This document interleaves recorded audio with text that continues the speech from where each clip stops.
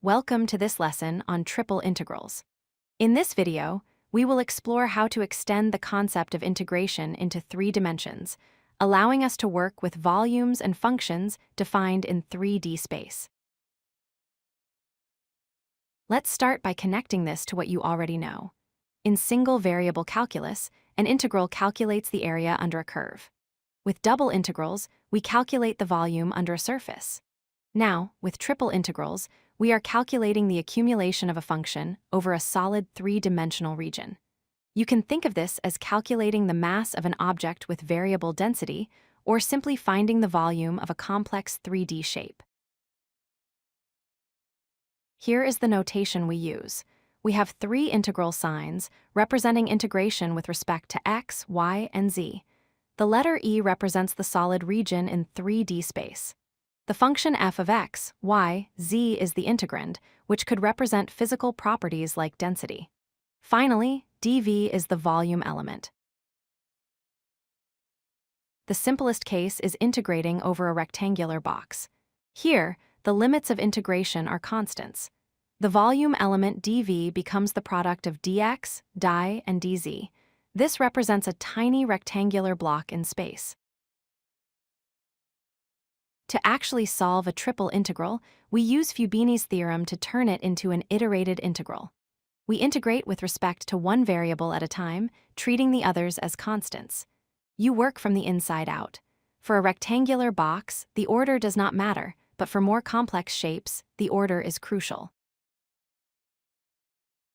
Most real-world regions are not boxes. For a general region, the limits for the inner integral will be functions, not constants. For example, z might go from a bottom surface to a top surface. After integrating z, you are left with a double integral over the region's shadow or projection in the xy plane. Sometimes rectangular coordinates are difficult to use, especially if the region has symmetry around an axis, like a cylinder or a cone. In these cases, we use cylindrical coordinates. We replace x and y with r cosine theta and r sine theta. The most important thing to remember is that the volume element dv becomes r doctor d theta dz. Do not forget that extra r. For spheres, cones, or regions symmetric around a point, spherical coordinates are the best choice.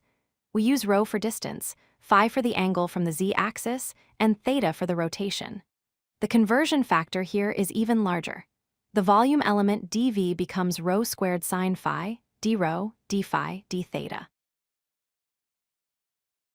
Why do we do this? One major application is finding the mass of an object where the density is not constant. By integrating the density function over the volume, we get the total mass. We can also calculate center of mass, moments of inertia, or average values of functions over 3D spaces. To summarize, triple integrals allow us to calculate properties of 3D solids. Remember to use Fubini's theorem to break the problem down step by step. Choose the coordinate system that matches the symmetry of your region, and always be careful to include the correct volume element for that system. If you like this video, hit that like button and don't forget to subscribe. Visit codelucky.com for more such useful content.